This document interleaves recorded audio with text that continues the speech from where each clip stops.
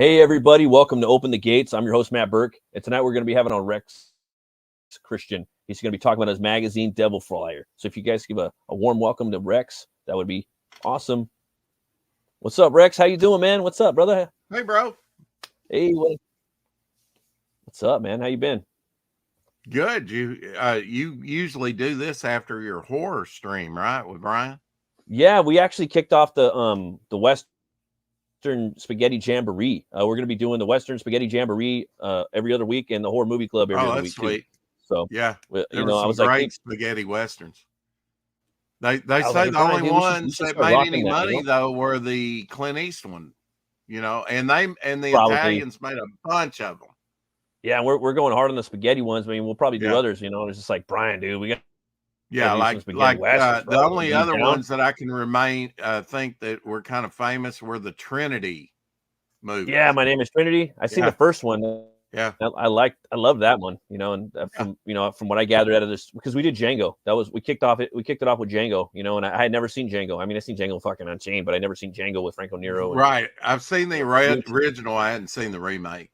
Although it's probably the original is way better. I mean, it's worth the watch. I mean, it's a different character altogether. It's something totally something else entirely. But Leonardo DiCaprio was in that one, wasn't he? The remake. Yeah, definitely. I mean, because you have the whole it's all in America. It's like the American. What do you think about Leo's work? What do you think about Leo's work? He's great. He's a phenomenal actor. Everything I really liked him in Gangs of New York, Wolf of Wall Street, Quick and the Dead. Quick and the Dead was awesome. I love that great Sam Raimi movie, one of the best westerns ever. Titanic, that movie had really cool. Titanic, and for me, with my book Butch Cleaver, it's fantasy horror western. It leans a little more on the fantasy, I guess. But what I like about Quick and the Dead is they have all those iconic characters that are really like. Have you seen Octopus Cowboy? That's set in the West. Oh yeah, we actually shilled that book tonight. That was the comic book that we shilled on. Cool. I love it, man. The artwork's awesome. He's got. I gotta get that, man. I gotta get the first one, the second one. That book's criminally underfunded. It's at like $5,000. That is textbook, Matt. It is criminally underfunded. You can, if you don't have an online presence, if you don't have a baked-in, sort of built-in audience, you can put out the best product that you possibly can. You barely gets maybe enough to get funded and then just stops for months or the rest of the campaign. It's like, what you have to have a presence, man. People need to know who you are. It's constant marketing. People have short attention spans now, so they're investing in you. Well, there's that. There's that. They're investing in your product. They might like comics, but that comes secondary, I think, with this crowd. And it's not just this crowd we're trying to reach. Hopefully we're trying to get into the comic book market. Local comic book stores or the airports or wherever they have, Well, there's that, and then there's just different reading matter. There's different places. There's different subgroups that'll just buy your fucking book too. They'll back it if they know about it. A lot of people are kind of new to Kickstarter and the crowdfunding model, and just comic book. There's just different ways to get your stuff out. I'm all new to this. I had zero online presence, before the YouTube type of thing, and I was interested in comics, and Ethan would do drawing tutorials, which are some of the best videos he ever produced, I think. A lot of people talking about his trash simulcast or whatever. Trashcast? But that doesn't help me as any creator really get where I want to be, So, which is, look at how to do it from a professional, is very helpful, to a lot of people. Yeah. And not only that, it kind of draws you in to get into the comic book scene online, That's what it did for me, and so for a couple of years, I've been building my channel, which is still just reaching like 375 subscribers because I do everything live. don't try and play the algorithm. Somebody said, I don't know, was I it don't you, either. Matt? Yeah. I don't Oh, it either. was I don't play the. I mean, listen to he said, the name of my channel, dude. You have to pick one of those three things: metal, movies, and brewskis. You don't pick all fucking three of them. You do beer, you do metal, or you do movies. But I say fuck that. I'm gonna do everything, and I'm gonna do comics. You know what I mean? So like, I do what I want. I say what I want. I am who I am. People like it. They like it. If they sub, they sub. They don't. It's just raw as fuck. You know. Well, like you that's do how I some am. great But, interviews. You do some great interviews over here, you know. Thanks, man. And I've been very and fortunate you have to fun with the going. channel. What else could you ask for, you know? Yeah, I'm just here having fun, and and then I could show people my work too. You know, if they want to check out my books or my music or whatnot, it's there. You know, so and Well, I I mean, get you to talk know, to as people. much as this crap back here is, and might even be some of it valuable or whatever, I think some of it's invaluable. You know, like a I'm book sure it on is Jack for me too. Kirby. I A love book Kirby. on Jack Kirby. You Yeah, know, that's invaluable to me. It's a treasure. Because it's something I'm interested in. But I didn't produce all this stuff. But I can reach over here and I can get an ash can that I did, yeah, you know, and say I did this, and I produced that comic, you know, and so, you know, I'm excited about this new campaign that and apparently a lot of other people are too. We got fully funded $2,000 in 4 days. no, that's pretty good, man. Wow. Like, You know, that's solid. I mean, You know what I mean? we had nearly half of that on less than an hour. I launched over on Red Valkyrie. She's got a larger channel than I do. And just the fun of her cosplaying my character, you know. Yeah, that's cool, man. That's She's solid, man. She did the same thing with Butch Cleaver back in the day. I didn't I mean, how launch cool on is there, that? but I was just like, How oh cool is shit. that? She made a It badass makes it Butch Cleaver fun, costume. man. That's what she drew. That's what she likes to do and puts her money into. And like she said, you know, 52 weeks, one a week. I don't see how she does it. That's 52 cosplays in a year, or whatever it is, 56, whatever. She's got I the don't even market know. cornered It's too. leap year. You don't see anybody else out there promoting people and doing cosplay of their books. You don't see anybody in the indie comic book scene globally, you know, doing promotion and cosplaying as that. She's had the market for that specific sector cornered for I think almost a decade now. So big ups to her, man. Whatchamacallit, man? You've been into comics for a long time, man. Like I've known you now for about a year or so, you know. I've been switching careers. I used to jump on your chats and try to catch them all the time, man. It's very entertaining. I'd sit there drawing with the board on my lap, you know, and listen to you and A lot of people do that. They listen in like radio, you know. Yeah, it's like you're there, you know, and so I know who you are. So for maybe some of the cats that are watching this and they're going to be watching on the replay, maybe you could tell us a little bit about yourself, brother. Well, I'm in Jonesboro, Arkansas. That's northeast Arkansas, about an hour's drive out of Memphis. I was born in Little Rock and transposed. But we talked. Huh? I think we talked about that one time because I live streamed with you like maybe 3 times. But my mom's side's from Little Rock. Oh yeah. I was born in Little Rock at St. Vincent's in North Little Rock, I believe it is, and you know, adopted, brought up here to Jonesboro, and I've been here all my life. You know, I've been everywhere except Northwest. You know, I've been out to California. What's up, Pops? Been out to Florida, been to New York. Hey, Pops. And so how did I get into comics? I've just always wanted to do comics. I come from a family that farms. In fact, I was on with earlier today with one of the people from Silverline Comics, and his parents lived not too far from me. So, you know, small world, right? Yeah. He was up in Jonesboro here. I said, next time you come up here, let me know, because he's got family member that's ailing, so he'll be coming back this way.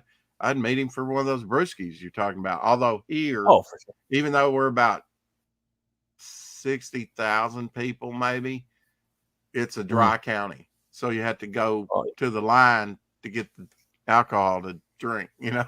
It's Well, dry. that's fun. But it's No, it's the like it's like wettest a little dry quest, county. You know, you can always go to a club. Yeah. You know, No, that's cool, man. Mm-hmm. Like I did that with Dillard had a little thing at his house, man. That was fun. You know, got to meet up with like Plagal and yeah, I'm talking about doing that. Or Ryan RJ are talking about that. I said, next time Renee comes in that does Phoenix, I'd like to meet her in person, you know, and some of the other creators in around this area, you know, yeah, and man. it's From the like have a little mini convention or whatever, you know. exactly, Yeah, dude. Like I think us, people that have been around a long time creating comics, you know, for all this throughout all the fucking, you know, cancel pigs movements and whatnot, you know, deflecting of that. We should pigs. well, I They're mean, running the it's been a White big House. cancel pig movement, man. Just, you know, and they've been closing the gates on us, you know, and now yeah. we're starting to fucking spit the feed in their fucking bullshit faces, and you know, now we're kind of taking over. You know what I mean? And you know, we just need to start making regular fucking comics. Yeah. And it's wow, just man, that's what we want to do. You're already on episode 64. Good for you, man. Oh, thanks, man. Yeah, I can't believe it. I'm like, what the fuck? How is that possible? It's only been like a year and like I think like a year and a half, you know. Today's we've already celebrated 651 episodes of the 4 o'clock shadow. I was showing collectibles for like 4 months, right? And then I got this brilliant idea while sitting outside and letting my dog out, you know, 4 o'clock shadow. It just came to my mind, you know, while probably rubbing the stubble on my chin. And 4 was a good time for me because I do a nighttime job, you know, spraying for mosquitoes. We do the different cities around here, Jonesboro and just wherever around here. Paragould, where, you know, Hall & Oates parents lived in Paragould, about 45 minutes from me. Crazy. So that's their claim to fame, I guess, Oates's parents. But you know, I did 116 episodes by myself. This is how technically challenged I was.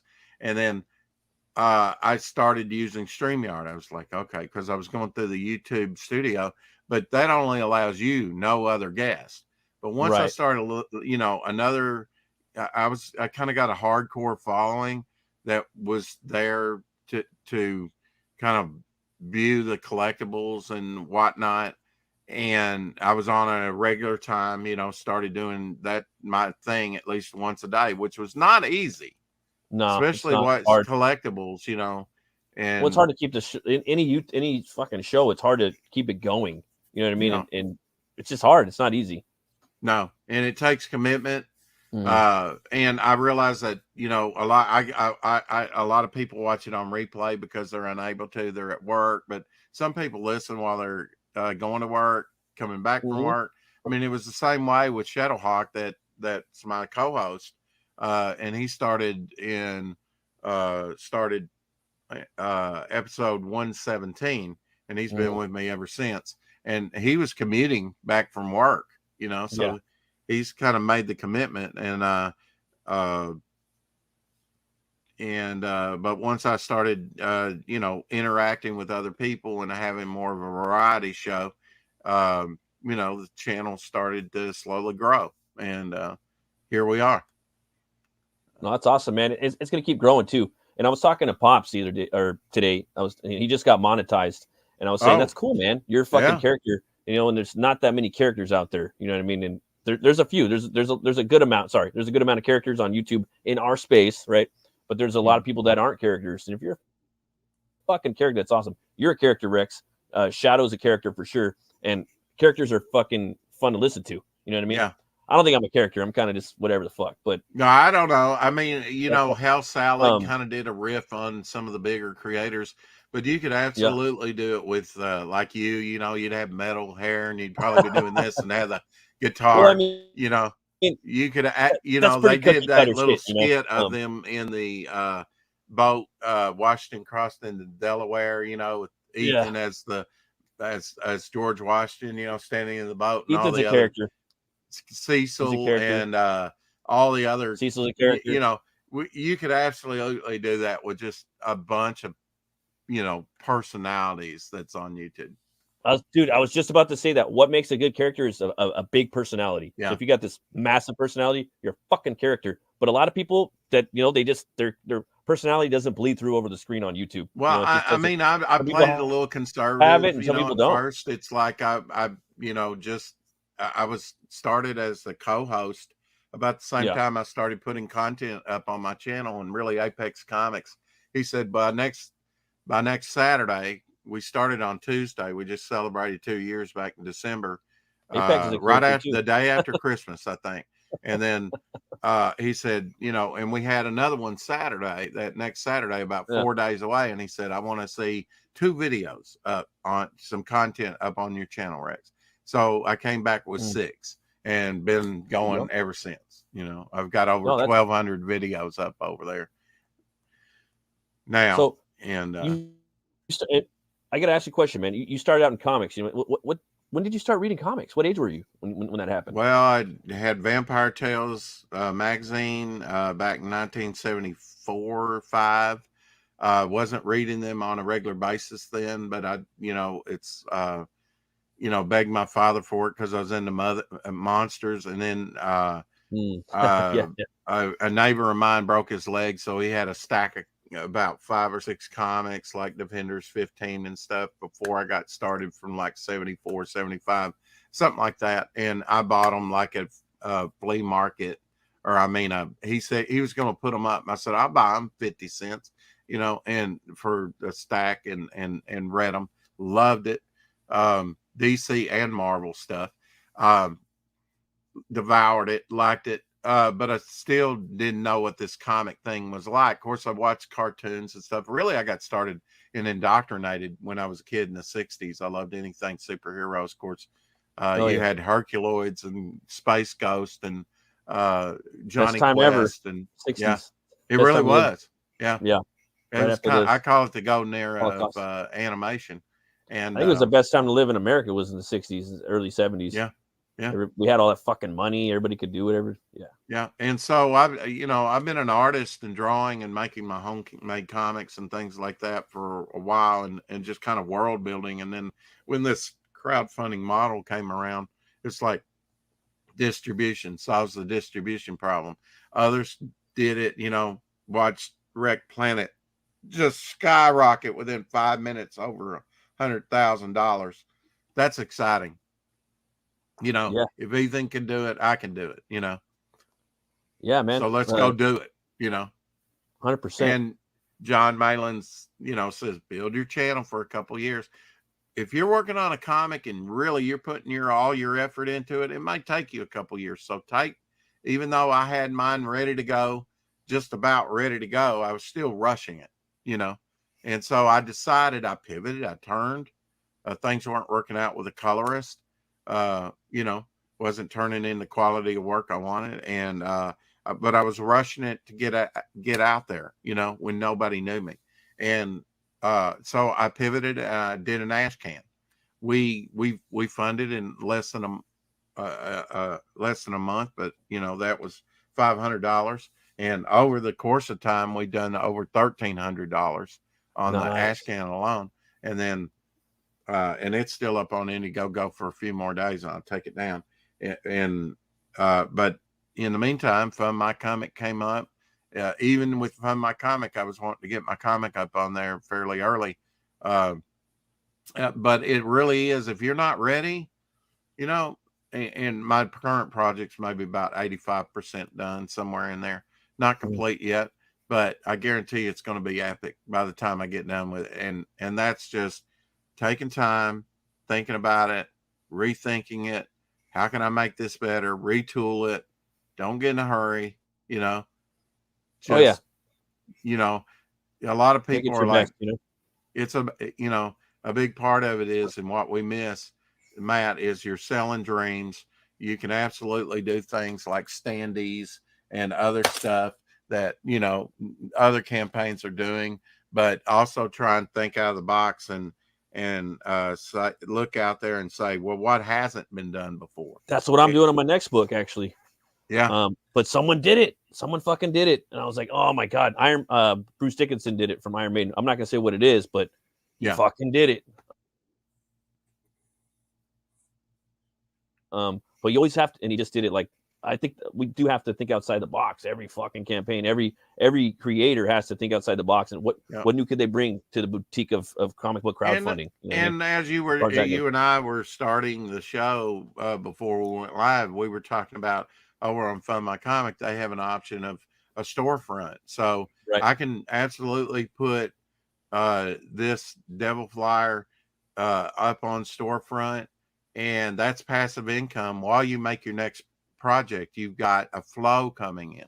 And that's for us that are non-professionals, and I asked Mike Barron on the show, what is a professional? And he said a person that does it full time, that's his job.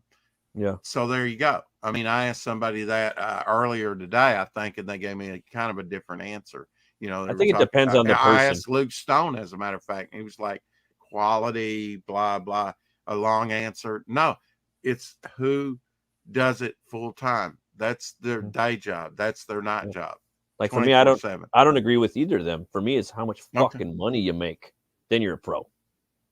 Well, there you go. I mean, money is latitude. It's movement. I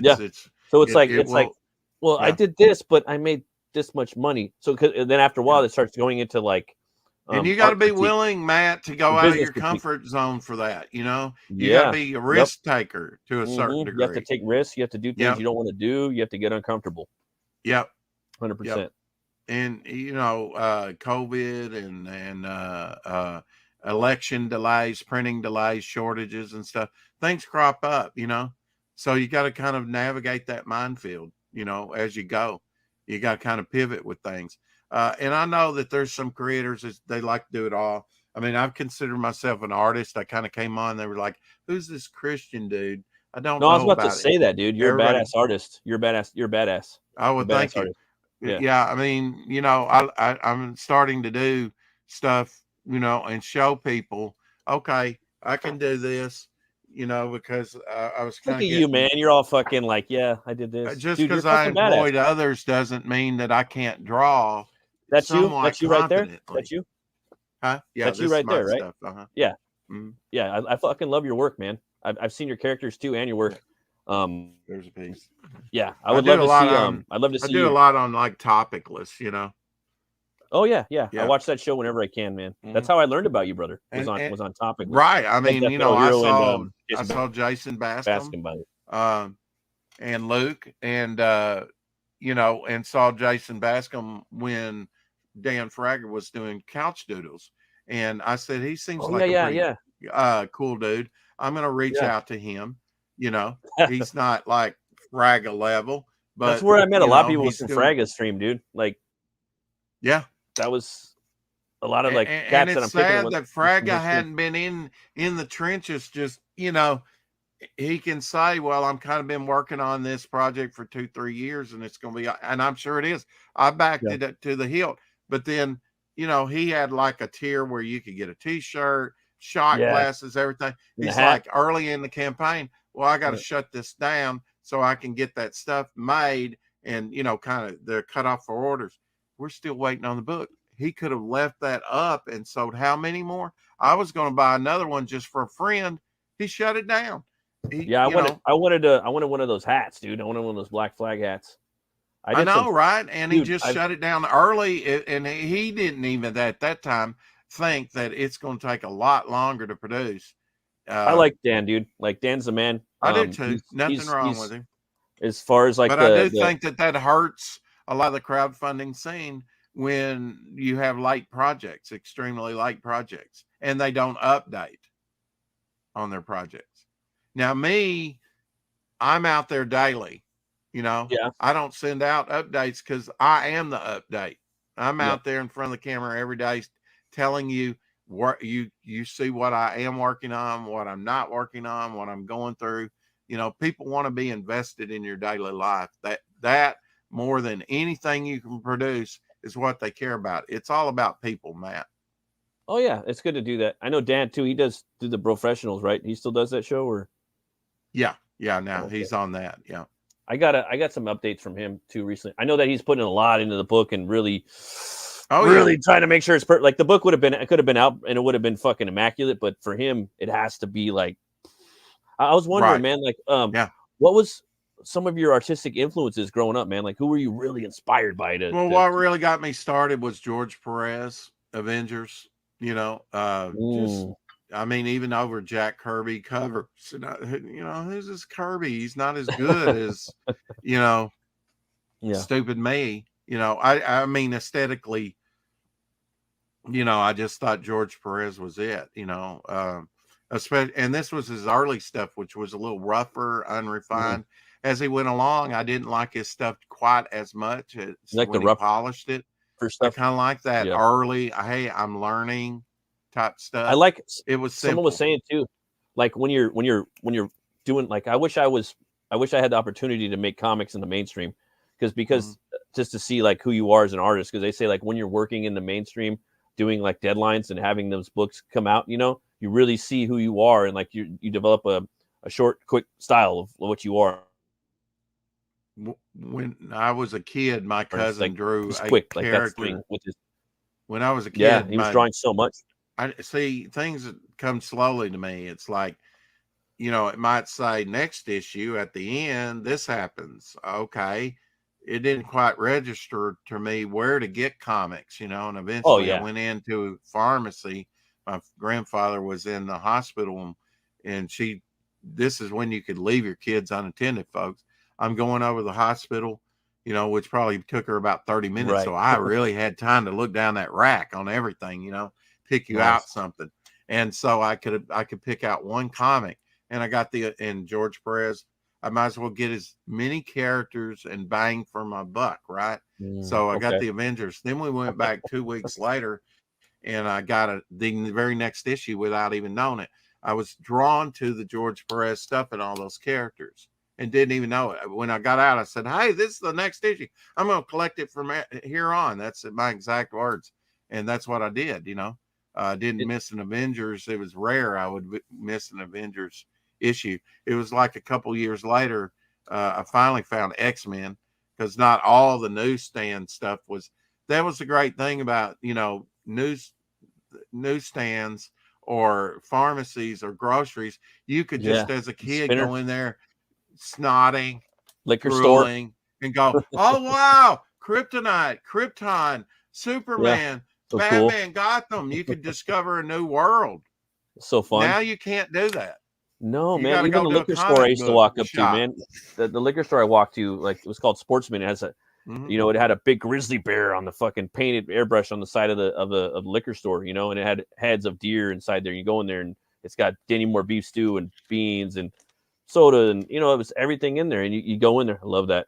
And they had Cracked, they had Mad Magazine, they had a couple DC and a couple Marvel books, you know, and I could go in there and could pick them up, you know. And the it was small, it was so tiny, you know, and we would walk there to and from school and get our hot Cheetos and drinks and whatnot, and it's fucking gone now. It's closed. It's still there, but people just park in the parking lot. Literally, I put a splash page in my comic, in my Devil Flyer story. You know, I got together with John, who we had kind of, you know, we went to some conventions.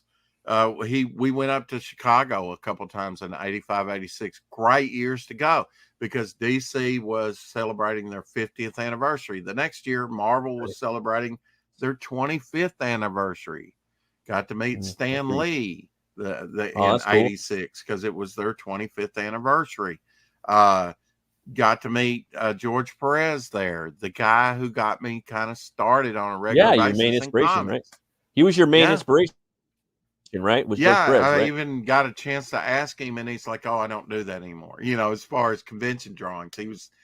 But I think later in life he did do that. And one of these days, when I have some pocket change, I'll go on eBay and I'll find me some George Perez, and I do have books signed by him and other things. It's really makes it personal, you know, when you go, would you sign this?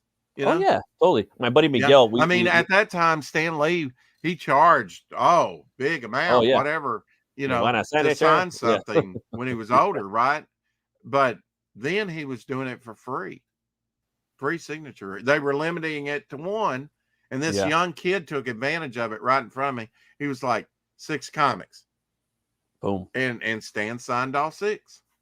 Do you know my buddy? Like, get out of my way so I can get Stan, ask him a question, and because I'm a little kid too right now. I was about 19, 20. She-Hulk #1. And I, out of all the Marvel books, what do you have him sign? First appearance, She-Hulk. First thing he'd written in a long time. The book had been out a couple years by that point. Ran for 25 issues. John Buscema artwork, How to Draw the Marvel Way. So and I went up there wanting to get like Golden Age comics. So I got some of the Golden Age comics, and then like that year, I'm looking through it. I go back to the motel room, right? And I'm looking through them, and it's John Romita Sr. Oh, nice. Early artwork. In fact, I wrote last year, Glenn Fleming asked me to write an article, which I did for his sort of quarterly magazine in the UK. So I'm now internationally published. I'm on Amazon. I'm in books. I'm on Barnes and Noble. At least that issue is available, with something I wrote. I only started writing around 2017. I was caregiving for an elderly gentleman. He was a millionaire, but didn't live like it, and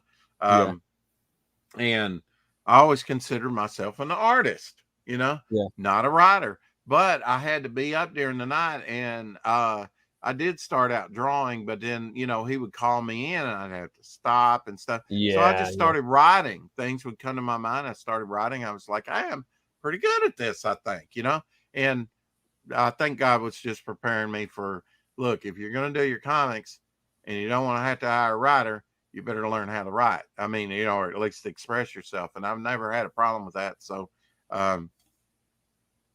I started, and when I came on the scene, I think a lot of people said, because I was employing other artists to get me, because we didn't just birth Devil Flyer the comic the other day. We birthed the whole universe, Momentum universe, which is my Marvel, which is my DC, which is my Dark Horse, my Image, my Eclipse, my Pacific Comics, whatever, your jam was, that's something.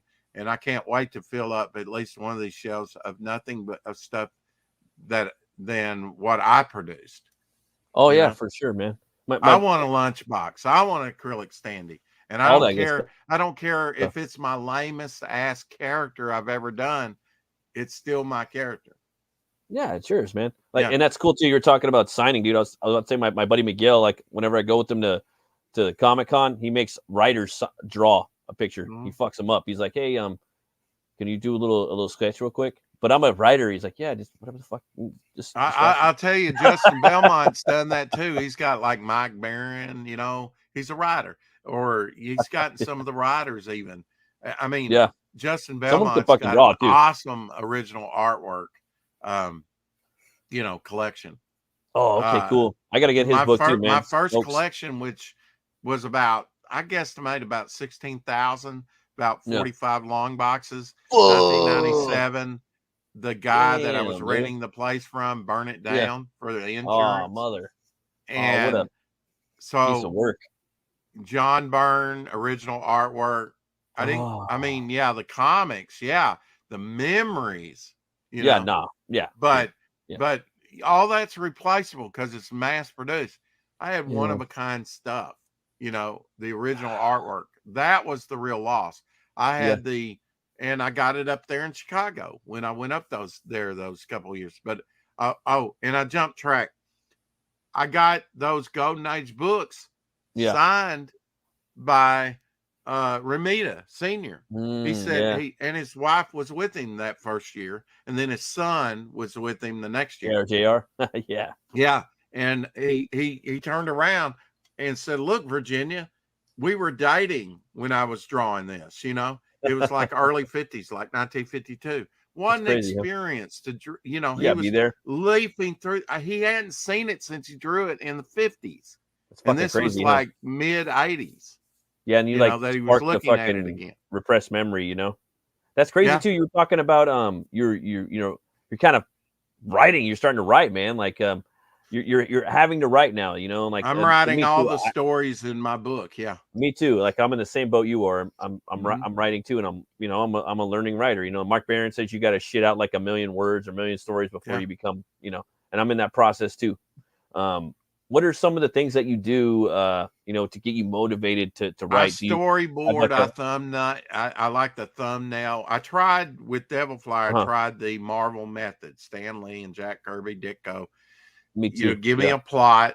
But then I was like, oh, his mouth is closed. I don't like to put a word balloon, so it's working. I said, I'll never do this again. I do it a little bit different. I did it. I just tweaked it a little bit. I storyboarded it. And then I guess I'm still doing it the same way, and I could have had this done a lot quicker, to tell you the truth. John Felendez, my neighbor and friend since 1982. We've been friends for over 40 years. I met him. They were doing homemade comics, and my mother saw that at the library. She still went to the library just up to a few years ago. And she saw these homemade comics, and I got a hold of Dave Snow, who I later, before I got out of high school, when I was 16, 17, we opened up a comic book store. We closed it down like after about 8 months, but that was at the advent of the direct market, where there were only some comics going to the comic stores and not hitting the stands. Little did I know that within 5 years that would kill comics. I mean, it was a slower thing than that, but it was within 5 years there's a drop off a newsstand dramatically. By the time it reaches 2000, newsstand books are about 1% of the print run. I would say the early directs from 77 to 83, 84 are the ones to collect over the newsstand because they're rare. But then after that, you want the newsstands, starting with 1987. 1996, 85, they had about the same print run. And you might want to collect the ones that were not newsstand, because they're probably in better shape because they were in comic stores. But then maybe not, because we thumb through stuff and damage it all the time, right? But I just so I've seen, owning a store, what that side of it is, that's kind of invaluable too. I just always, wanted to do that. And our store, I started the first one here in town. It was called the Chamber of Comics. We got a little core group that was doing well with it, continued with it, ran into a snag, and I was still in high school. So I was only half the partnership. So I had to dissolve it and go on.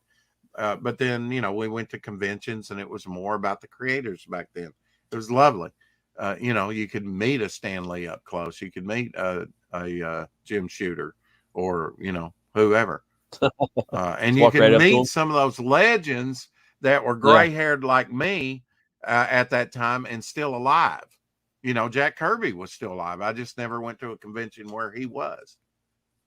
When you're writing your stories, if I had to do it, huh?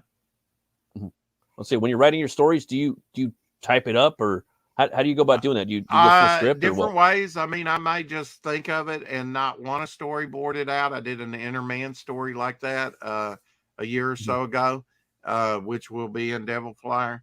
But it's lengthy, and I had to stop because I wasn't storyboarding it out. I don't know how much space in the comic this is going to take. Oh yeah, yeah, definitely. Like so for me, I said I've got a good start. I can pick it up from where I left it off. And so I was just scripting then. Usually though, Matt, what I'll do is storyboard it out and think of the cinematic shots that I want. Kind of like in Devil Flyer, when I say splash page, I probably drew this, I believe. I don't know what issue, maybe Amazing Spider-Man. Spider-Man's all chained up, and he's kind of like cement shoes, They throw him in the drink to drown.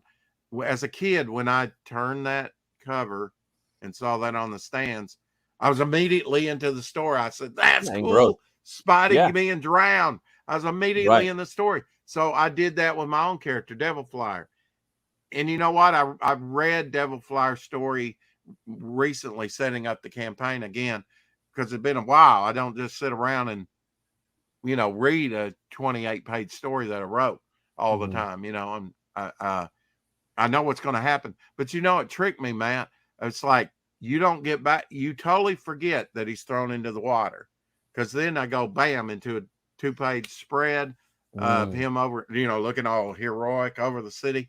And then the story continues, and you don't get back. How does he get into the water? You totally forget about that first page by page 16, where they throw him in the water. I was like, oh, I forgot he was thrown in the water. It fooled me, and I wrote it. It's a good device, Oh yeah, man. Like for me, you gotta. I would say the splash page is just as important as the cover. When that kid or whoever opens that, it should grab them by the balls immediately and not let go till the last page. Oh yeah, for sure, man. Yeah, I agree 100%. Like, I'm really big on that. That I've been thinking about the same thing, dude. I'm working on a book now, and like, oh man, I really want that first page to hit really hard. That's always like a paramount thing for me. But also when I type up a whole script, dude, and I have like exactly what I'm gonna have in the panel, but I type it up and I print it out and I staple it. But that shit can be ripped up and whatever the fuck. But I write in it and do whatever, but I have it there, Was Butch Cleaver in your books? I guess they were perfect mound. I've seen a lot of people do perfect mound books. Mine's going to be stapled. That's what I liked about Jason Bascom. We mentioned him. His was stapled. I just like that it's going to be open up, and in the process of it, right? The gutter expansion. Yeah, John drew it. He didn't want there to be printing problems, so he drew it, and you got to give a little bit of gutter right around every page for printing, because it's going to cut some of that off. He drew it, to comic book size. Yeah. Which is very small to work. Yeah, tiny. But he's a great designer, and but when I got a proof that was magazine size, I said, this is what I envisioned. Big, epic, but I'm going to have to blow it up to magazine size. So that's what I've done with this first issue. The rest of them won't be magazine size, but this one has to almost be magazine size, because I want that epic feel, and you don't get it if you shoot it down smaller, Well, I mean, and that kind of goes back to what we were talking about earlier in the stream. It's like bringing something different, with each campaign, like I kind of want to do that. I want to fuck with like sizes and stuff on each book I do. You know what I mean? This one right now, I'm doing a big magazine size, the dimensions. Well, look at Ninja Turtles. Ninja Turtles was up and down and magazine and small and large. And, if you look at one, and that's fine, about regular size, 2 was magazine size, 3 was even another kind of size. Frank Miller, look at Holy Terror. Holy Terror is a fucking rectangle. Then you look at 300. 300's like it's a fatter rectangle. You know what I mean? I'm doing a fucking square in my next thing. So it's just different ways to cartoon. Well, you remember probably Ferret #1. That was a die cut cover. They even did Protectors was Malibu, and I was talking to the guy that worked with Malibu today over on Luke's channel, and they had a force beam issue that had a die cut hole all the way through, so every page had a hole in it. So cool. Where he's bleeding out, it just showed so the character's immersive. chest. And, immersion. Right. I mean, it was gimmick covers, but that's immersion, bro. It's like nothing that had been done before. I'd been collecting a long enough time. They were thinking out of the box. Neil Adams did a die. The last Dead Man, dude. His last work. I think it's his last work, but the last Dead Man work for sure. Every fucking cover was something different. Like one was glow in the dark. One was like you turn it upside down and there's like images that you put together. Like, oh man, I love it. And I'm doing something like that on this campaign on the back cover though. Okay. And I didn't plan that out, but then as you're putting things together, things come together, right? That's the point. You never want to shackle anything down. And that was like what I was talking about earlier too when I'm writing my script. Don't be afraid to reimagine, man. A lot of people are like, no, they change it, and I can't change it. No, you're right. And I've had, you've had Neil Adams level people do free because they're trying to help the guy out. You know, level stuff. Here's a cover for you. Well, I like mine better. Yeah, but yours is not nearly as good. You need to recognize that. But I like mine better. Okay. It's your comic. You make it like you will. But you're not going to do the sales as you would with this guy's work. Oh, yeah, you know, definitely. You just, you know, I'm and sorry. You're not at that level. You're not at that level yet. You know what I mean? Right. So it's and you got to recognize that. And a lot of creators are like, no, this is my baby. Well, and if and you're lucky, I got to admit, I was starting people. out a couple years ago, Matt. That was me to a certain extent. I wanted to do it all, even though I got my good friend to draw it. You know, I felt like I'm writing the story. I, you know, storyboard it out. So when you see John Dillard's work, I designed that with him, or I showed him what I wanted. I want to be able to take a monocle credit. Now, there's many ways that you can do a scene. You know, he may make it, the artist may make it more dramatic, but I still came up with the pacing and the screenshot of it, you know.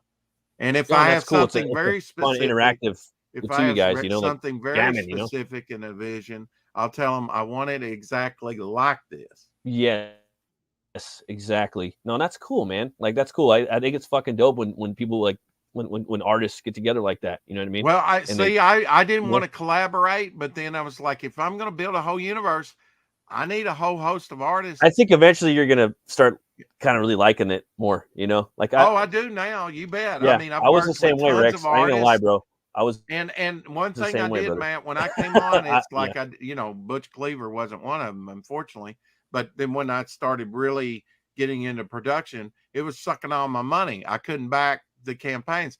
That Trump money, that Biden check, whatever, I spent it all on CG. I said, you know, if I said, if I maybe wrongly so, you know, because some of the bigger creators maybe not even notice me, but you know, I said I can't have any street clout and expect them to back my book if I haven't backed their books, you know, some of their books. So, you know, I back some projects, you know, heavily. Oh, that's cool, man. Like, and I try to back as many books as I can. You know what I mean? You can't get them all the time. And sometimes you circle around and you can't back them because they're not around, and you got to go back another book, and then someone comes in and I only got 30 days. You got to back it now. And you got to go in and back it. Yes, I probably got Jason. I haven't looked, but I probably got Jason and some others that I interact with all the time back my book from day one. But most of them are consumers. Some of them I know because they come in the chat and said, I had never bought a comic, but yours is going to be my first. I think I've had two people on this campaign tell me that. You know what that does? That's their first comic. Even one person that tells you that. I know. That's what everybody. That's what we all need. That's what you dream for. Yeah, that's what the whole you're bringing. So you just brought somebody into the fucking you know, the anti-cancel pig network. Yeah, you know what I mean. So like, dude, you know what I mean? Like, that's huge. You know, that's exactly what we need. And it's not so much that they appreciate the work. They appreciate the effort I put into it and what I bring to them every day on my channel, you know. And well, shoot, man. And speaking of that, like, maybe we should jump into your campaign, Devil Flyer, man. I got the link right here. If you like, I could share it, or go ahead and share it. Oh, for sure, man. All right, let you play the We're running out of time, Matt. We only got about 10 minutes. What the hell? I get 10 minutes to talk about my campaign shit. Oh, you got longer than that if you want. It's up to you. Okay. All right.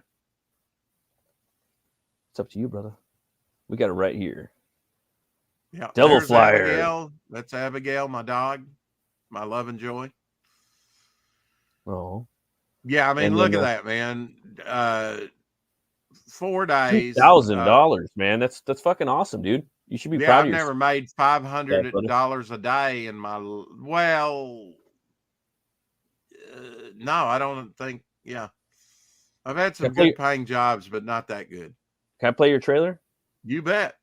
Well, here we go, brother. Let's do Hold on your butts. Let's go all metal. Oh, it's It's metal.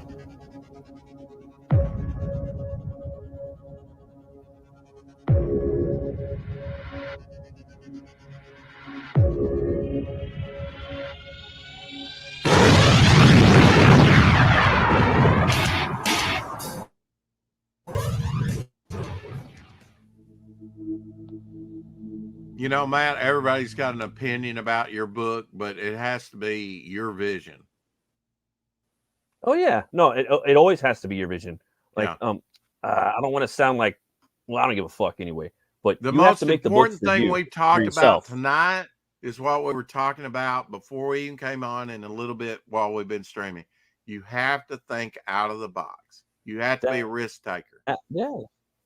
Yeah, risk taker. You got to gamble, Mhm. and then, but at the same time, like for your work, an artist has to create for themselves, and a writer has to create for themselves. I consider a writer and artist. And you have to make friends They're along both the way, artists. because friends are, you know, not just backers, but other creators. They will help you out. Jason was like, well, I don't know how to navigate this. And he would take that time out in a stream to show me. That's invaluable when somebody takes their time to show you what you don't know. You know, don't just give me a fish, but show me how to fish. And then I can feed myself and be self-reliant. So Rex, can you tell us a little synopsis about this magazine for anybody that doesn't know? Well, Devil Flyer was born in 1899. I wanted an interesting character, kind of like he was, when I created the character, I have older characters, some going all the way back to the 70s, Matt. But he was born in 1899. Now I have an attention thing. If you start moving that, I know you're trying to show it, but that distracts me. Sorry about that. I learned that on another stream recently. It was like, can we stop this? Because I can't talk and watch this at the same time. I always got car sick, you know, motion sickness. My eye could not follow the motion. So I get nauseated and sick. This doesn't make me nauseated, but it does distract me. Sorry. I know you're just trying to show the campaign, but yeah, I've got much older characters. I created Devil Flyer in 2017. Nice. I gave him a devil's sort of gothic devil's tale, right? That's inspired by Kurt Wagner, the Nightcrawler from the X-Men. Okay. I wanted a character that was kind of a Doctor Strange character.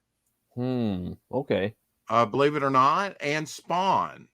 Wow. Okay. Sort of a resurrected character. And if you'll go down one more cover, let's see here. He turned out to be, because I been with John Dillard, I leaned in to the fire aspect, right?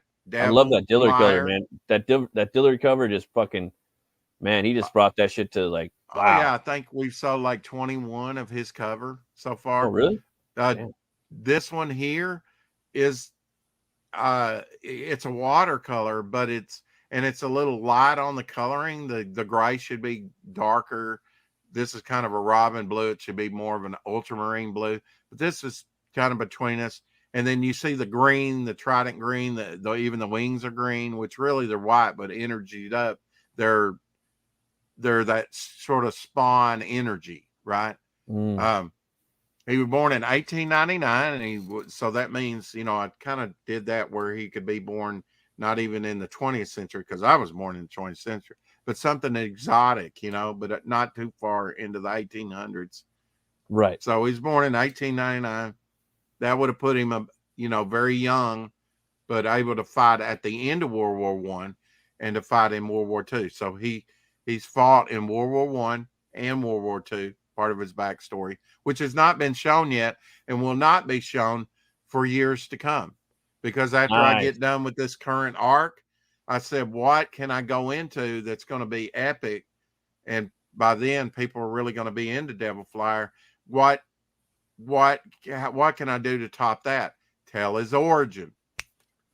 Tell his origin, you know, and by then I'll have all his origin worked out. To produce something, Matt, you don't have to have all the answers yesterday. You just have to give yourself time And I know different people think at different speeds. Sometimes I have to put it in my brain, let it grow a little bit, and then within a few hours or the next day, I've got it. Oh yeah, for sure. You gotta let it germinate. Like me, I'm not gonna do origins anymore. Like my second Butch Cleaver book, it's all about the origin. Right. But I think when you give them the origin, it loses the mystique of the character. Like They you did look that at with Logan. Wolverine for 20 Wolverine. years. He was a Logan. mysterious Clint Eastwood, the man with no name character, and then they just nailed that thing down to one thing and showed the slasher movie gore of the 80s. They actually showed the knife penetrating the flesh.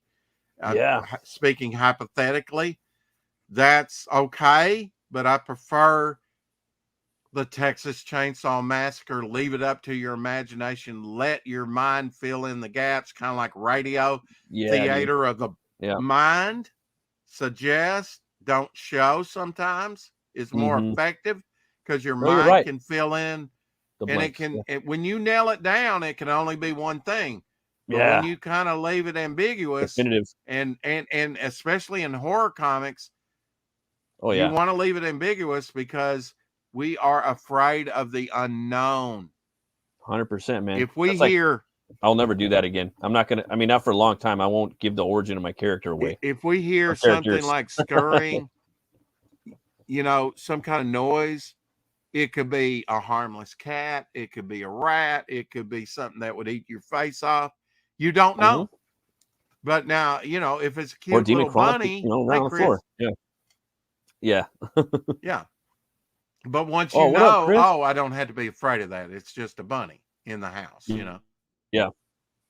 So, I and John, we got together and I pitched him I said, if I wrote a Devil Flyer story, would you do it? Yes. For 8 months, I pitched him all kinds of sci-fi thing, why don't you draw them up on the space station and I will play to my strengths in the more organic shapes and you do sort of the technical space station, more factory utilitarian, perspective and stuff. And I'll go down on the planet where there's more rounded organic shapes and plants and stuff, which is my strong suit, and play to my strengths. And we'll split it up into 2 different teams. I was trying to do some of the work and have him, and that's just one ideal. And he was going for 8 months. No. And I was like, well, I want to do something with him. I want to get a book out because, I want to crowdfund. I want to do this. And it's like, there was one thing he said yes to, Devil Flyer. So we did Devil Flyer and thought I could launch it a couple years ago. And I said, you know what? To be epic, and I think, reality check to do the bank that I want to do, I need to take some time, put some backstories in it. After all, that's the ultimate goal, not to just do a one and done with one character, but to create a whole universe. So I took time to build a universe around Devil Flyer, which has been built for decades, with the creation of every new character. I just have yet to put words in their mouths. That's awesome, man. Yeah. I got a question for you, man. You got a favorite metal band? No, I knew you were gonna. I like some of the. I like Y&T. I like. This might not be metal to you, but I like. I did go see Doc, and I think it was Was it Dockin or Crokin? I don't know. And Dockin. Well, it was a 3-for. You had Twisted Sister, and you had Y&T. I was going to go see Y&T. Yeah, that's metal. I like Zebra. I like Judas Priest. They're metal. Yeah, they're like one of the first metal bands. Yeah. Oh, for sure. I mean, I grew up with Kiss, of course, and but I mean, metal. Oh, that ain't metal. Okay, Silent Lucidity or something like that. But they're metal. That's Queensryche. They're prog metal. Yeah, Queensryche. I mean, whatever. Yeah, I mean, I know like Jason metal Bassman. He's like Tool, and dude, he knows all these bands, and Luke, Death Metal Hero. He knows all that stuff. But Yeah, Metaldom's huge, dude. It's Yeah, like there's so many my different metal would be more subgenres, you know? commercial, metal. I guess you like Yeah. Judas Priest or something. Yeah, I like Painkiller. To me, that's their Yeah. best song, the best cover, the best art, Yeah. and the best album that I've heard from them. Yeah. Painkiller. Yeah, that's cool, man. Yeah, this is going to be the artist edition artwork, while putting the I'll be campaign. fucking badass, dude. Like, Well, I love Diller's the art, way though, man. this came about, was he was sending me updates of what Mhm. as he worked on it. And Oh, this is okay. just a low res scan. I'm going to have to ask him, please send me a high res scan. Mhm. While we were cobbling together this campaign very quickly because we This were is low running out of res? time. Huh? This is a low res scan? Yeah. Damn. Oh, that shit looks pretty good for low res. I can tell you Yeah. that. And so I said, why don't we do an artist edition, black and white? I got a lot of black and white people out there that like black and white. Yeah, I know that's I all do. I do now. That's all I See, do now. there's that Spider-Man scene done with Devil Flyer, Ooh, I see that. Okay. Yeah. Underneath. It gets you right into the story from page 1.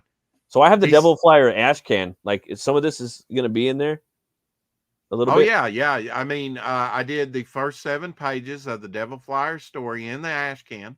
That's dope. And Okay. and then I did pinups of like all my other characters, well, not all of them, but some of the Couple. principal characters Nice. that'll be in Devil Flyer. So he's saying, what can I say? And you turn the page, 2-page spread. He says, and then I do a quote from Thomas Paine, a founder of America. He says, these are the times that try men's souls. Mm. And we're being tested. We're being tried, Matt, every day. Just turn the news on. Oh, 100%. We need heroes, though. We do, man. We do need heroes that are heroic, and I mean, not to side quest too much, but I'm going to do it because if it's going to come up in my stream, I'm going to fucking talk about it. We need villains that are fucking villains. You know what I mean? Right. There's no your hero no is social only redeeming as value. good as your villain. You got to have a good rogue. We need evil. We need pure fucking evil. I don't want too much. I want to maybe a tidbit of backstory, but I don't want to sympathize with the villain at all. I don't. I want to hate the villain. Well, at this point, point, it's a brand new character, and I like that ambiguity. You assume he's a hero, but the next issue I do after this fairly quickly, because this one's almost done, is going to make you question whether he is a hero or villain. He's a flawed individual, like we all are. I like that. It's a redemption arc. He's made a Faustian deal with the devil. He's unleashed Pandora's box on the world again, if you will, and evil is sliding in, and he's gathering up this Avengers or Justice League team to fight this great evil. And in the very first one, he's fighting Cy Marco there, sort of a Nick Fury, lost one eye patch type guy, and he's a mafioso leader in Chicago, and he's trying to get deeper into this organization, sort of like Spectre or Blofeld from Bond, and he's trying to get in deeper, than what he is. And so it's not just Cy Marco, it's a whole crime family. His whole family is in this. So you see his 2 sons in this. And I know John, even when he was drawing it, didn't make it that way. It was just while I had the artwork. See, I put the dialogue and wrote the story lastly. I thumbnailed out what I wanted to happen. As he was working on it, I added a couple pages. He added a couple pages later, and we wound up with what we wound up with. That's awesome, man. Like for me, I have like placeholder, dialogue, and there's certain like for my books, like there's that. And then I'm going to put more in, or I'm going to take some out. Well, certainly when I thumbnail out things like on Grave Tales that Doc Blalock did on this, the clown, the story's not so much about my character Bog as it is about the killer clown. Yeah, dude. He says nothing's fun anymore. So that's, Tales. What a strong piece of dialogue, for a character as he kills children. Oh, it's so fucking creepy, dude. And that's something too that like right off the bat, like I didn't grasp. It was like, this is a fucking magazine, dude. you got multiple tales. It's and I like that, man. It's not an anthology per se, but then it kind of reads like and all these are, you can absolutely one and done stories. Yeah, I love those, dude. I love that. Like that's what I aim we're not on a monthly basis here. You can say to be continued, but you're gonna have to wait a year before you get another issue. So you gotta be able to keep it brief, and say you what gotta you keep want. it brief, make a nice, like I agree with you 100%, man. But like hook people to where they want to come back. And maybe possibly leave like a tiny minuscule breadcrumb on the back burner. Like let's be real, bro. With a lot of these 90% of these characters that we make up, we have like shit lined up for more shit. For more stories for that character, So you have a one and done story, but then you have a tiny little thing in there. Well, this is the bystander. He's my watcher. He's my cosmic watcher within this universe. He's got cosmic power. Oh, this is you had Rex draw this character. This isn't, or I'm sorry, Rex, you had Blalock draw this character. This is your character in the Devil Flyer universe. Yep. Okay, I'll show you a piece that Vic King did for me for an ad that I'm going to put in Alterna. He's kind of my cosmic character that Vic did that. Vic. Damn, dude, that's a good piece Vic did right there, man. Leave room for dialogue up here. He did a good job, dude. So I want this cosmic feel. This is the story we're working on now. The final story of the book. I think Vic's pieces, man, are like some of Vic's best pieces. Like, if not a lot of his best ones are for you, man. Like, he's done some really fucking good pieces for you. Yeah, he had most of the pinup section in my ash can. You guys collaborated a lot. Like, I'm sure you like extensively talked to him about what you wanted. Over 60 pieces I commissioned him for. He's working. Because I remember, man, like it was fun watching you guys like talk about stuff live, dude. Like you guys don't really do that no more. Yeah. But it was fucking fun, dude. Just like watching you, like, nah, Vic, I don't like that, and Vic's like, no, cool, Vic, and Vic's like, yeah, no, okay, I'll do that. Like just hearing you guys, and I want to get that because you get to see the creative process. And I love the creative process. I love the fucking disagreement. I love all that. And I love the fucking magic that comes out of that. You know what I mean? Yeah. And a lot of people don't do that. No one does that live. And like, thing with Vic, he draws live, and stuff. And it's just cool, man. Yeah. Cool stuff. So, Bystander, he's going to be in a lot of different stories. He's going to be in another story besides this one. This story here was done in 2022. The Devil Flyer story was done in 2022. I've just been trying to get a backlog enough to put, together a thing. As you know, Matt, it's very expensive unless you're doing it all yourself. And then your time is your money that you're time is money. No, I'd say that all the time, Rex. Time is, well, I mean, how much and we're going to do something very exciting. I can't tell you about the coloring of this story, but the coloring is going to help. I mean, I'm doing it like Schindler's List where the clown is colored. Okay. He's the only thing colored. The rest will be in black and white and grayscale, but the clown and the balloons will be colored, making it even more creepy. Inside the book that we're going to back, it's going to be like that. But it does have a surprise ending. Trust me. I love it, man. I love what you're doing. Don't you like he's grabbing him by the face there and you see the panic in his face? It's scary, man. I love reaching out for you. I love Doc's work, man. He just keeps getting better and better. And there's more right here. Yep. That's my Blofeld character, that director down there in the middle and below with the glasses. I gotta say, man, like you got some of the best like characters, dude, in the fucking scene, man. Like, I don't know, like a lot of people haven't been preview to what I had seen. Like you had so many fucking cool characters, like you and Vic King, man. Yeah, that should be like a thing, like the Vic King and Rex fucking character design files. Like like the. I don't know, dude. Like I just love. I'm really excited for your world, dude. I got your ash can, and I am gonna back this book too. I haven't backed it yet. Oh, cool. But I will. Yeah. And I'm looking forward to it. If you'll scroll down a little bit more, it'll say Critical Blast. They're fulfilling it. So it will absolutely be going out on time. That's the first stretch goal. That's done by the artist John Falandes, my good friend. He's like in his early 70s, Matt. You're never That's awesome, dude. I mean, he's been reading comics since the 50s, early 60s, you know. I like that, dude. And then Rob Ewing, you get the second stretch go after that, a Magnet of Zigzag. He's kind of my mascot, my speedster. Yeah. That's cool. And then here below is the credits, and I've even added to the art team, Glenn Fleming, Keith Gleason is lettering. This is another piece that's going to be in the book, except it won't be the credits here. It'll be the content page. Oh, that's cool. I had this idea of an old typewriter with, as you see here, and that a piece that I could use and reuse, you know, I love that. Oh, yeah. page. For different pages and because stuff. when you're paying an artist like John Dillard, yeah, you have to think, how can I use this more than once? Mm-hmm. You know, no, Dillard. Yeah, no, I agree with you, dude.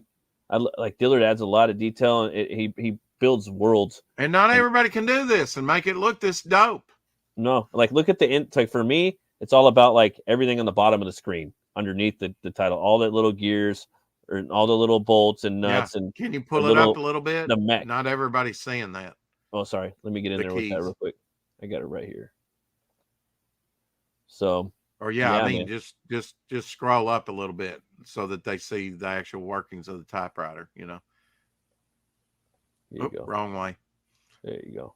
Look at that. Oh shit! I didn't even see that. Yeah, look at that. All right. I was just talking about the little strings right here. You know what I mean? You want to talk metal? That's metal. Yeah, right. I'm going to have him do another content page, and it's going to be a fire escape on the side of an old brownstone. You know, because architecturally, these things are interesting. Oh yeah, definitely, man. They're touchstones to our past, and I know Dillard can draw it. So that's again, draw anything, yeah. Yeah, right. If you can get an artist like that can draw anything, why not have him do it? Don't limit yourself. Yeah, Dillard's a pro.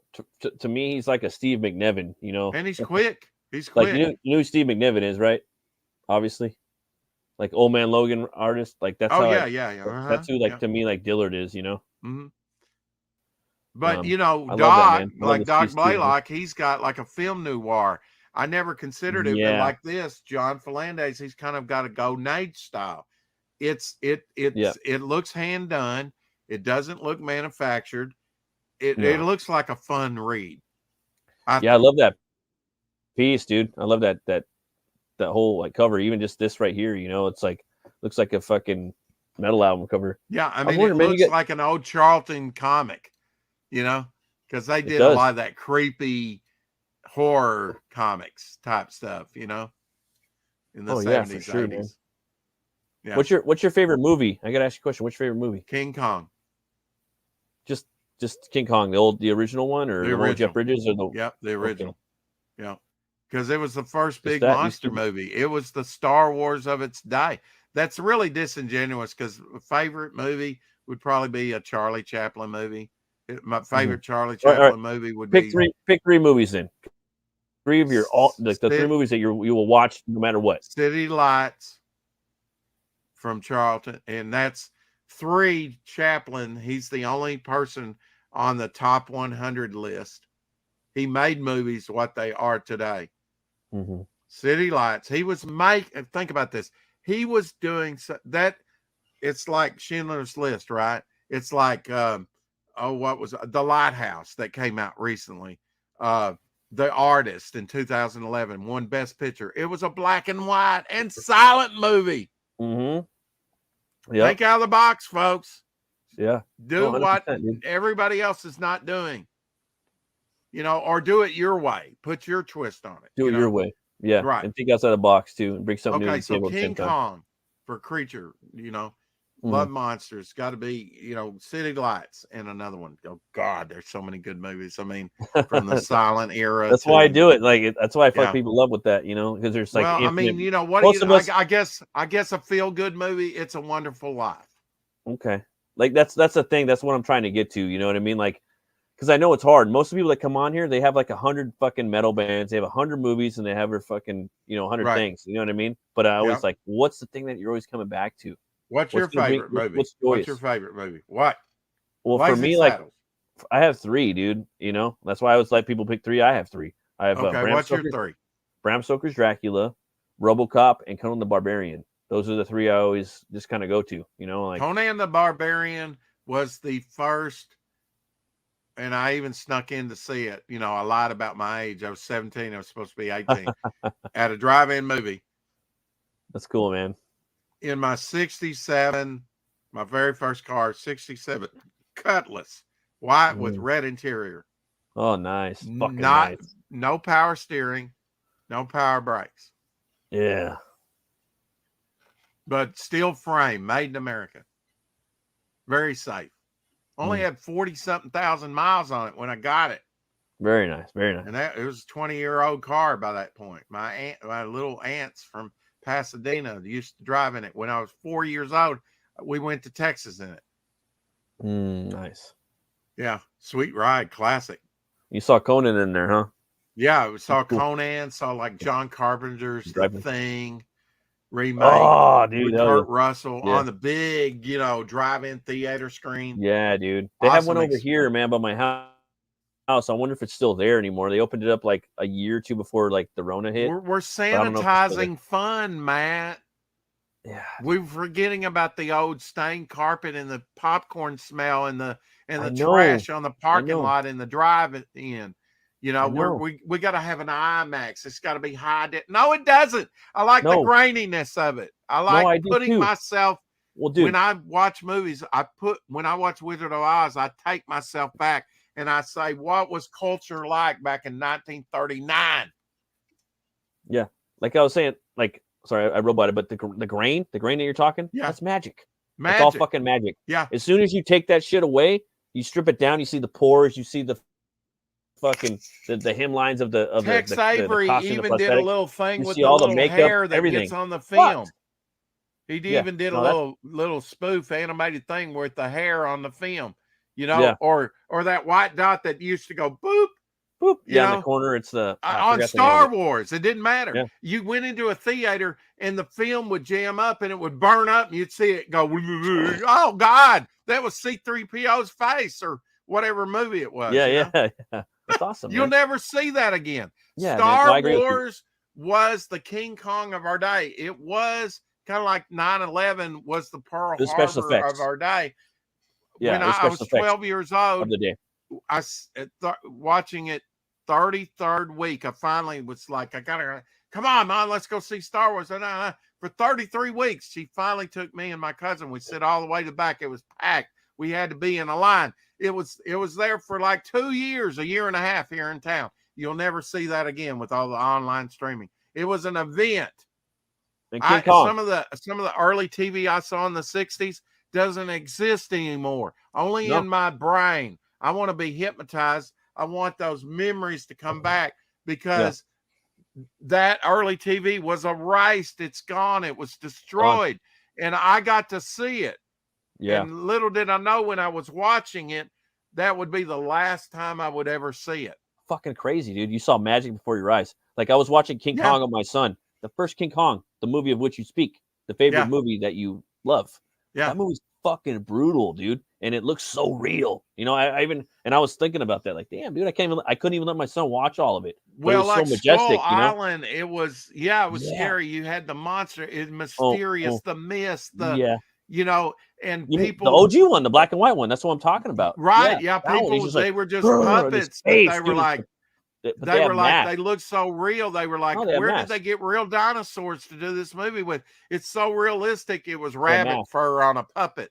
But that rabbit fur has mass and just weight. From them moving, it kind of bristled his hair. It said, oh, it's so realistic. His hair even bristles. Mm-hmm. That was just from the movement of the puppet, where the puppets have mass and weight. And the human eye knows that. You know what I mean? And we don't control that. That's a fucking that's in our DNA.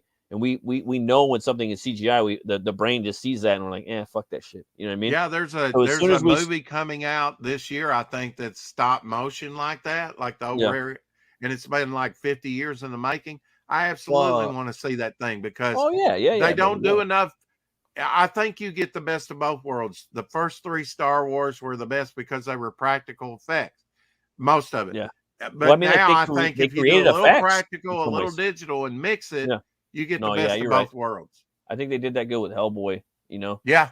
Like for me, I'd love to make, like, one of my bucket list things is I'd love to make a movie on my phone, dude. I want to make probably a horror movie just because it's easy and cheap to do. You know what I mean? I want to probably get some good actors, probably go down to a local college, pick up a couple people out, check out a West Side Story play and see, like, who could throw down and who can act, and cast them in a movie. If you look at my campaign, Matt, it's all about the books. We kept it about books. It's all about the books. Yes, there's a standee, but other than that, and a tapestry right now, and yes, I just Let's put go over up some of the tiers, bro. Okay. Well, this is I don't have the John wanted to keep the complete story artwork that he did. Mm-hmm. He's proud of it, and he's proud of what I've been doing with it. Yeah. Get it this far. He's going to be blown away when I show him everything that we produced. He's going to be blown away. He hasn't seen it yet? He hasn't seen all this yet? No, he hasn't. Yeah, he's going to be blown away. He's going to be blown away. This first bundle has the only original making of. A lot of that's in that file will go in the back of the artist edition. If we earn enough on this, and we're going to have to get a lot more to earn this, but I'm going to have a special John Dillard drawn sort of Marvel 25th anniversary comic framing for the acetate. What I'm talking about is right here. Here's an example done by John Romita Jr. The outward framing with all their characters. And instead of Marvel characters, this will be Momentum characters all around here. Oh, okay. And then you'll see Devil Flyer in black and white here with the Momentum characters. So what we'll do is a clear plastic overlay of a dust jacket. Oh, nice. And he's already got this started. He's worked, I just got to get him some reference for it. He's already started it. So nice. But we got to get it, and one thing we're going to do, like I said, on the back, on John's, Devil Flyer is going to be, and it's going to be colored by John Dillard, an image by Tank Ferret, where he's lifting his trident and he's busting out of chains and lightning striking the trident in his wings. And we were going to do that as a standee, but all the feathers on the ends weren't complete. So we will do that as a standee, just not on this campaign. So we went with the John Dillard there of him flying on a standee. That'll be easier and cheaper to produce too. Oh, probably. yeah. But what we're doing is on the Dillard cover, the A cover, we'll color him in the red and burgundy costume. On the Golden Age John Falandes cover, we'll color him in the sort of Spawn green energy, gray and blue costume. And then on the artist edition, it'll be in black and white. And on the blank, we have a blank for people like you that like to draw, Matt. You can buy a blank, $5 cheaper. And it'll be, I'm getting with like Shelby Robinson, Boob Dan, Jason Bascom. They do a lot of blank cover drawings, and they know what is the best paper. So I haven't confirmed with them yet, but we'll get the best paper that is the easiest to draw on. And we'll, because I can't wait to get that. That's the book I want to see. That just has the Devil Flyer logo, and then I can put anything Momentum on there I want. Nice. I can even make it a wraparound if I don't, if I keep the back of it blank.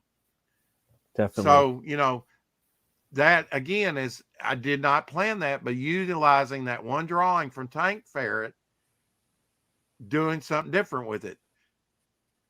Why not depict your character in different costumes from different eras? Oh yeah, that's cool, man. So right here we got the big bundle. The big bundle that's got the tapestry, that's got the standee, the artist edition, which is going to be at least 60 pages. And all 3 variant covers. We haven't even talked about the Jimmy Reyes variant cover, wraparound cover. Jimmy Reyes is working on a Devil Flyer heavy metal, Nice. wraparound cover. He's doing Dragon Rage. He's a professional. He's a going killer. to knock it out of the park with that. And already people are Slayer. backing it sight unseen. Then we got the standard Dillard cover, $25. Yep. 48 pages, the magazine size. Yeah. With all the tchotchkes, you're going to get with your order, you're going to get a Devill flyer right now. As it stands, you're going to get a Devill flyer charter member card. Oh, nice. Which means periodically, I will send you free stuff in the mail. Ooh. When you're not expecting it. That's cool. If you're a charter member, you get free stuff. Not just on this campaign, but afterwards when you're not expecting it. That's part of the Momentum Promise. And also that you will always have a first appearance in one of my books. I think in the Ashcan, I had 16 or 17 characters. First appearances. Those are rookie cards, folks. That's what makes it collectible. And once you give it a little bit of time, and rarity. And I only printed 100 of those.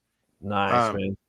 On this, who knows what the print run, even if it's 20,000, that's nothing when you consider there's over 8 billion people in the world. Do they all read comics? No, but a whole hell of a lot of them do. Look at the early Cyber Frog stuff shooting up there, folks. Well, yeah, that, and then it just, like you said, you're gonna mail it off to people. Yeah, that's gonna bring people in, man, and let them feel the immersion, bro, of the world that you're creating. Made it, 6 a.m. Comics. Yeah, I've approached him to do me a sticker for this campaign. Yeah, a year ago. Yeah. I'm too busy. He's open right now. He put up a thing the other day, said commissions. So he's going to be working on this Devill. I said, I'll make it easy on you. I want this image right there that John Dillard did. Just do it in your style. That way it'll go with the book. It'll go with the standee. I'll make it easy on you. Yeah. And so everybody, and most people put 6 a.m. stickers as a stretch goal. I'm not going to do that. I'm going to give it to you with the book, plus the charter member card, plus what else you get? You get,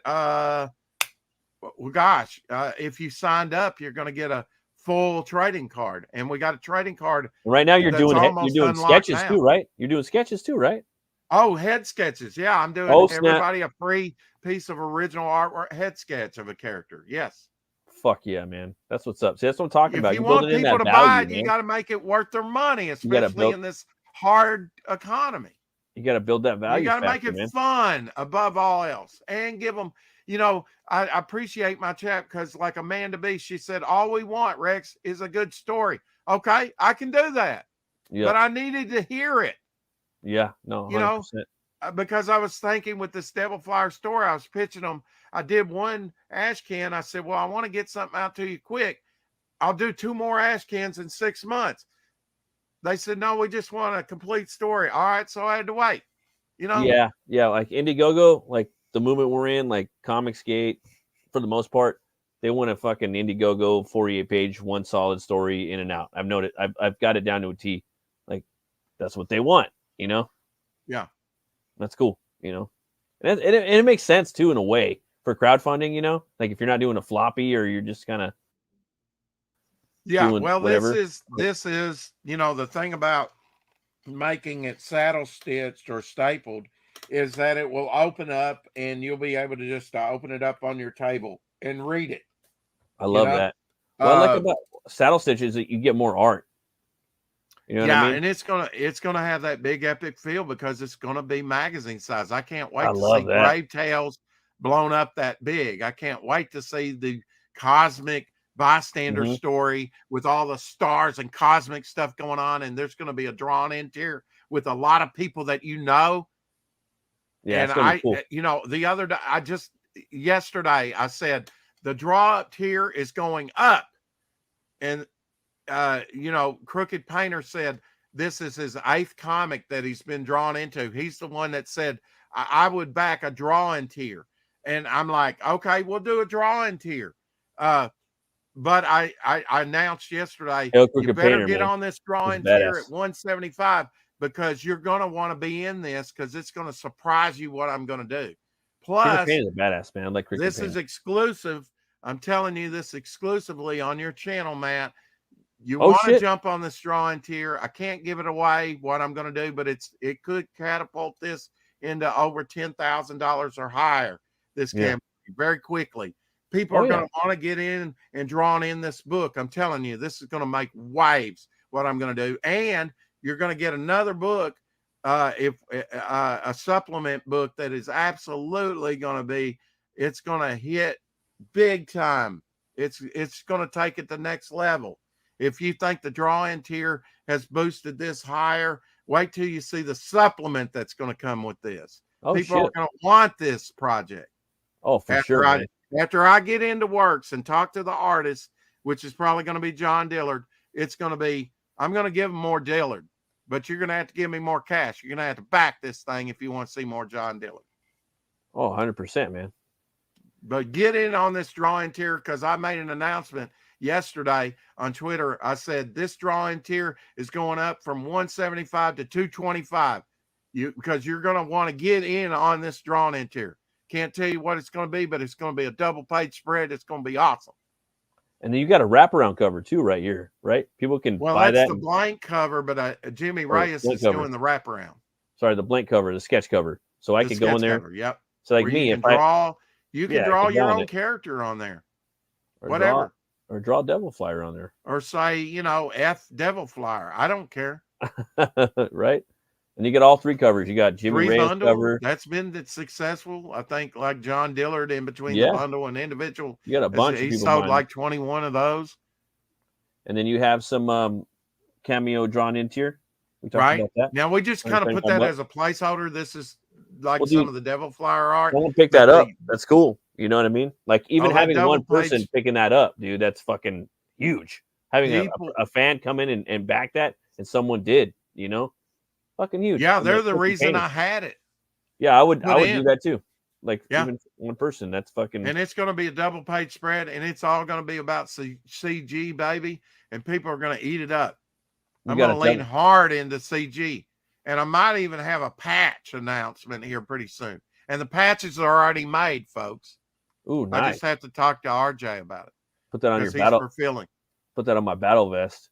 And you got the Devil Flyer Skull original artwork sketch right here, 175 bones. One of the few pieces I have. I'm the writer, I'm the creator, and yet I don't have the artwork to Devil Flyer. I've got the preliminary large folder. I've got this piece and a few other pieces of other characters he's done, but very rare stuff. So who drew that? Who drew that piece right there in that? John Fernandez, the artist. I like. Hey, bro.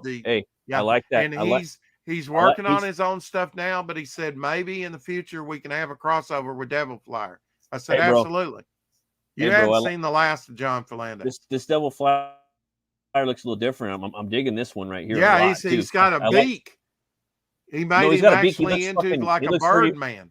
Yeah, he looks fucking scary, bro. And for me, he's a little more horrific metal fucking style. Yeah. I'm digging that. And I started out with that for $250. I did drop that to $175. I think that's fair for some very rare art, one of a kind art. Oh, yeah, definitely. And draw and buy Abby a meal. She's hungry. Bone, Yeah. And then right here we got some. How many people have backed that? 5 people. I think 5 people so far. Yep. Yeah. She ain't going hungry anytime soon, folks. And you got some Doc Blalock art right here, man. This is a cool piece right here. I really like this piece, dude. I remember you were advertising this. Like I remember this campaign, man. I remember seeing this stuff like a year ago, man. When I was a couple of years ago, he did this artwork and had it in 2022. And I was just like, if you're going to do comics, you got to get ahead of the curve, Matt. You have to. You have to be years ahead of the game. You do. I love this piece. It's fucking awesome. And that's a big influence. I'm glad you put it that way, because J. Michael Straczynski that wrote Amazing Spider-Man, but most people know him for writing Babylon 5 on TV.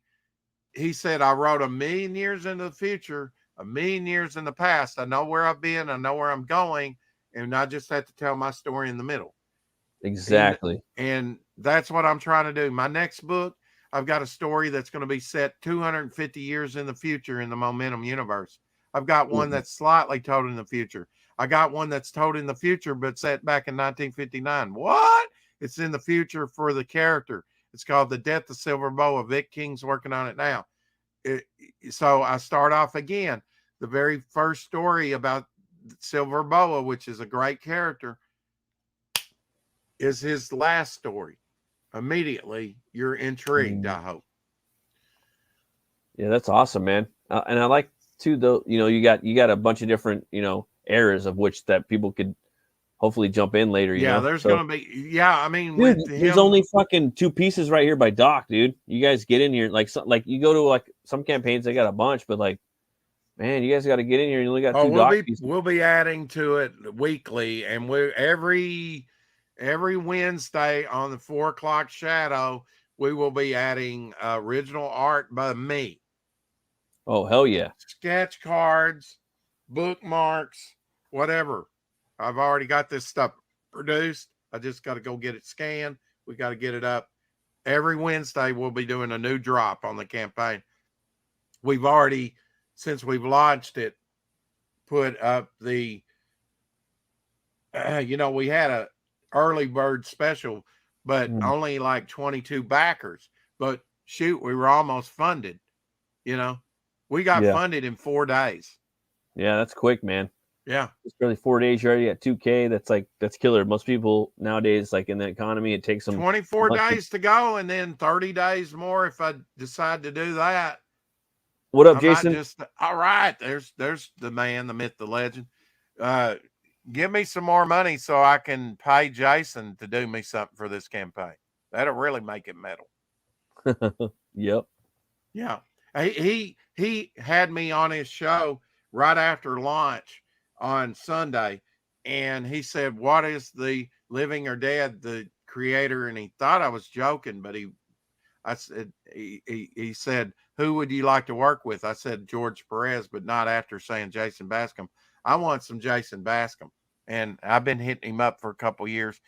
But money walks and bullshit talks, Oh yeah, Jason's fucking awesome, man. He's a visionary, and he's the homie, man. He came in and my first campaign, he fucking knocked out a trading card. We did a limited quantity. There's not too many of them. One thing, Matt, is you just I try and work to the artist's strengths. So now I just have to come up with some dope ass character or something that will suit his style. That's what Brian Christgau does too. Like when he's writing books, he always like trying to stories squeeze and get the most out of every artist I work with. We got to figure out people like some artists like tech and manga and sword and sorcery and Jason says I'm pretty cool. Yeah, I'm pretty cool. Yeah. Yeah, it's just people have different people want to draw. He's got a new campaign coming up. If you didn't catch his Absolute, you missed out. Absolute 1 and 2, and he's got Frog G. It's been shadow banned. You got to help a guy out. Anybody needs the link, I'll give him the link. So we got to all come over to Fund My Comic. You know what I mean? Absolutely. And it's going to take time. Fund My Comic's going to take a couple. It might. Take I signed exclusive with them, and they're only charging me 2%. It's getting bigger and bigger. They're only charging me 2%. Plus, they help me advertise. The creators got to come over, but more importantly, the backers, the Comicsgate. Comicsgate, if you're watching, dude, everyone at Comicsgate, backers, whatnot, you got to come over to Fund My Comics. You guys got to start backing over here, man. Fuck Indiegogo, fuck Jason. Kickstarter. I mean, we might do that because there's people like that are over there, fans. We might do camping over to Fund My Comic. That way, people can fucking. Really help the creator get more than just fucking. People were going, we need our own platform, or we're being shadow banned. We need our own. And then Luke comes out with it, and they're like, No, I mean it's past the point now. It's been it is now. Yeah, it's been 6 months now. So fans of Comicsgate, Indie Comics, Iron Age, and whatever the fuck, again, come over. That's what we got to do. Waiting is not necessarily a bad thing on your project, because in that time he's got the cart up there now. He's added to the platform. No, I jumped on very early. My number with Luke is 48. I was the 48th person to get on board with Fund My Comic. I could have got on earlier than that, but I was vacillating. I could have been on day one if I wanted to, but I'm just I don't know. But you guys got to come over, man. That's where we have to be on Fund My Comic. We want to grow it. You bet. And I know it's annoying and it's hard and things aren't easy in the bank thing, but if you can, please come over. That's the main thing. It's like some people can't do the there's some things about the banking that's why they're still on Indiegogo and they haven't fully came over. I finally figured it out. There's a lot of cats that are still on Indiegogo. They haven't came over to fund my comic. You want to talk heavy metal? You got to do a twofer show with Luke and Jason, because they can talk all these obscure heavy metal bands. Oh yeah. I had Luke on one time and Jason, but I'm gonna get him on again. I plan on getting him on again. That's why I try not to ever put the person's name unless I have to. That way we could, I want people to come on a lot, man. I love people coming on the show, Yeah. I want to promote. You know what I try and do with my show? I get people on, like Dan Lawless came on this past week twice, 2 days in a row. I didn't put that up in the title. I kind of like it that way. Yeah. You tune into my show or you might miss it. Yeah, no, that's cool. Everybody's got their own thing. I put that shit up there. There's a lot of channels that they had Dan Lawless on. They'd be retyping the title, Dan Lawless on. No, I don't want to do that. I want people to tune in and not expect. You want the surprise. For me, I put the book up. I put the book that we're talking about. Usually that's usually the book. So if Dan's got a book, I'll put Dan's book up. If Dan don't got a book, I'll probably put Dan's name. Well, I think that's why I've been so successful with my launch. We made it over $800 in less than an hour. And bless her heart, she cosplayed and had COVID while she was playing Devil Flyer. It turned out to be COVID. Oh my God. She couldn't wait. I said, "You can't give me an hour?" She's like, "I'm dying under this thing." So fun. Well, shoot, Rex, thanks for coming on, man. It's been thank you for having me on, man. I'm glad that I've had you on 2 or 3 times. I'm glad I could finally come on your channel. Of course, I was on last week with Doc, but I mean, just to be featured, thanks for reaching out and featuring a little bit of Devil Flyer. Yeah, and I expect you to come on again for the next book and whenever. And I love hanging out with you. I also do a show on Saturday nights too, and that's just like a live show where I talk about a bunch of fun shit, And man, thanks for coming on. You're killing it, man. You're putting up good content, man. You're bringing, a lot of people who back me. I first featured their projects on my show. That's how I got to know them. That's how they got interested in my project. We all cross-pollinate with each other. That's how we grow this. We help each other out. And there's been this whole fucking like stupid thing about, like Comicsgate and fucking whatever, Comicsgate. It's a lot of creators fucking just backing other creators. Who gives a fuck, motherfucker? Well, I'm not gonna. That. Well, that's fine. That's fine if we do back each other. I'm gonna gatekeep Matt because I don't want to feature Hell War or Butch Cleaver or anything else he does because he's my competition. I'm trying to sell my own thing. That's wrong thing. Oh, I know you got to get these creators out there in front of people. We're all unknowns. No, but the thing is, there's been a lot of stuff too, like in like a lot of like people that are anti-Comicsgate and anti, whatever the fuck we're doing out here, and they're like, it's a lot of people, a lot of creators just backing each other. That's fine. Fuck it. Who gives a fuck? We're trying to build something right now, and there's also people that are, and we're trying to network and build stuff. And there's more people that want to come in, and people need to come in. If you're a creator, you're a writer, you're an artist, come the fuck in here. Get in here. We need to let this this medium exist.